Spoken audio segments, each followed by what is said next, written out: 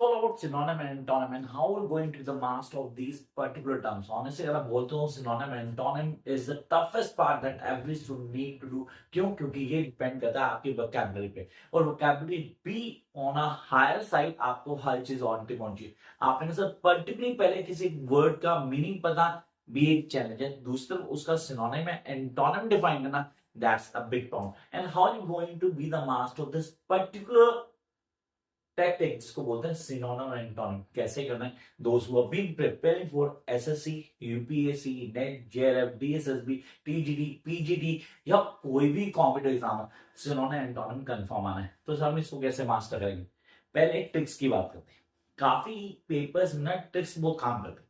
जैसे कि अगर आप पेपर देने जा रहे हो एसएससी का या आपके तो डीएसएससी का पेपर है, तो प्लीज प्रीवियस के 5-6 साल के पेपर उठाना और उसके जो सिनोनिम एंटोनिम बार बार पूछ रहे हैं उनकी प्रैक्टिस करना. ये एक छोटा सा ट्रिक है. इससे पहले मैं क्लास को शुरू करूं, इसको प्लीज यहाँ पे लिख लेना, ये हेल्प करने वाला है.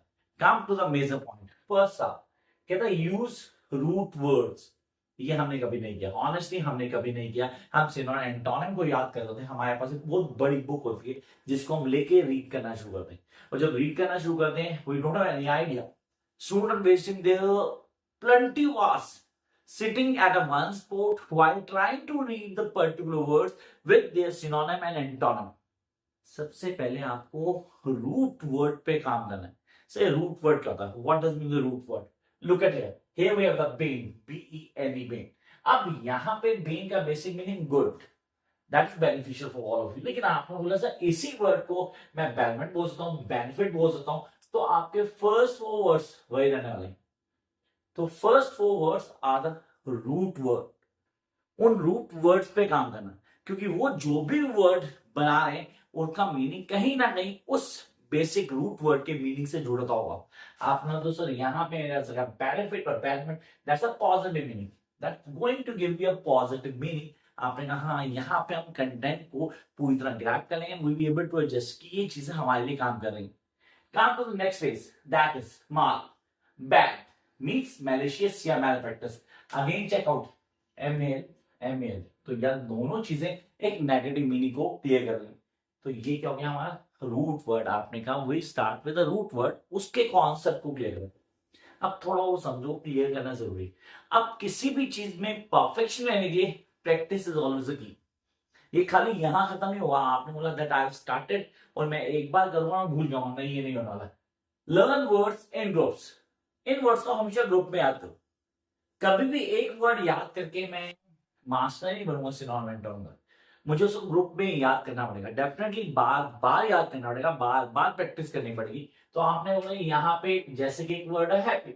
हैप्पी का जॉयफुल भी होता है, चीयरफुल भी होता है, डिलाइटेड भी हो सकता है. सेम अगर मैं इसका ऑपोजिट देखता हूँ तो सैड भी हो सकता है, मिजरेबल भी हो सकता है, ब्लू भी हो सकता है. आपने क्या इसके अलावा मैं बहुत सारे वर्ड्स बता सकता हूँ जो आपको ग्रिप कर. आपको हमेशा ग्रुप्स में याद करना है. सिर्फ एक वर्ड याद करना नहीं होता. Go back my memory. जब मैं छोटा था तो हमें वर्ड का मीनिंग सिखाया था. कैसे? अरे एक वर्ड है, इसका ये मीनिंग होता है. आई वाज रिस्ट्रिक्टेड कि हाँ इसका मीनिंग ये होगा. Sorry, no. एक वर्ड का एक मीनिंग कभी नहीं होता. कॉन्टेक्स्ट के हिसाब से उसका मीनिंग बदल जाता. इसलिए आपको हमेशा वर्ड्स के मीनिंग को ग्रुप्स में याद करना है. I hope you get the point. Jump up to the next part, that is make your own vocabulary. So how can I make my own vocabulary? English तो अच्छी है नहीं, हम vocabulary अपनी बना ले. अरे क्यों नहीं यार, आप वर्ड लिखो, वर्ड का सिनोनिम लिखो, एंटोनिम लिखो, उसको नोटबुक पे लिखो और लिखने के बाद उस वर्ड को किसी एक सेंटेंस, किसी एक स्टेटमेंट, किसी एक फ्रेज में यूज करो. आई रिपीट, आपने एक वर्ड लिखा, उस वर्ड का सिनोनिम, एंटोनिम आपने लिखा, इन पेयर्स लिखा. फिर उसी वर्ड को किसी स्टेटमेंट, किसी फ्रेज, किसी पैराग्राफ में यूज करो. मैक्सिमम अगर आप कर सकते हो तो try to use in daily life. Daily life में यूज करो. देखो आप कितने इजी उस वर्ड्स के सिनोनिम एंटोनिम कभी नहीं भूलोगे. This is going to be a master shot for you guys. इस पे काम करना. तो make your own vocabulary. Notebook, हाँ रिपीट, लास्ट में नोटबुक लिखा है उसको बिल्कुल मत भूलना. Come next one, learn through sentences. कई वर्ड सेंटेंसेस में आते हैं और हमेशा सेंटेंसेस में ही वर्ड्स को यूज करो। वोकैबुलरी को एनरिच करना है, बेस्ट होता है सेंटेंसेस में यूज करो। इट्स नॉट बीन पॉसिबल कि आप बोलो सिनोनिम एंटोनिम याद करने के लिए मुझे एक सिनोनिम एंटोनिम की बुक चाहिए, नहीं, मुझे डेली लाइफ में जो वर्ड्स यूज हो रहे हैं उनको फॉलो करना है। और कुछ वर्ड अगर ऐसे लगता है कि यार ये वर्ड यहाँ पे कुछ अलग से यूज हुआ, तो मुझे उस वर्ड का ऑपोजिट भी याद कर लेना है वहीं पे उस सेंटेंस को यूज करके। Last of the leaves, that's daily practice. ये ऐसा नहीं कि आप एक बार करोगे तो हो जाएगा, ये डेली करना पड़ेगा। कोई भी काम जब आप प्रैक्टिस की बात करते हो, क्या तो practice makes a man perfect, ये सिर्फ और सिर्फ मैथ्स में अप्लाई नहीं होता, ये हर पर्टिकुलर सब्जेक्ट, हर पर्टिकुलर डिसिप्लिन में अप्लाई होता है। अगर आप एक पर्टिकुलर वर्ड को बार बार यूज कर रहे हो, डेली यूज कर रहे हो, तो देखो आप उसमें मास्टर हो जाओगे। ये कुछ बेसिक्स हैं जो दिमाग में रहनी चाहिए। तो yes, is talking about synonym antonyms, the best trick to be a master of this, आपको ये 5 फॉलो करने।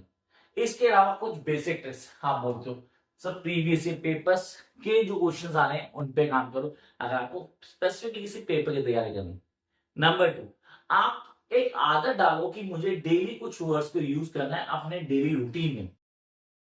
While talking to somebody, while talking with the friends or colleagues or somewhere, you guys need to use that particular words. The more you use, the more you're going to have a command over these. I hope the concept being clear. For more, like, share, and subscribe.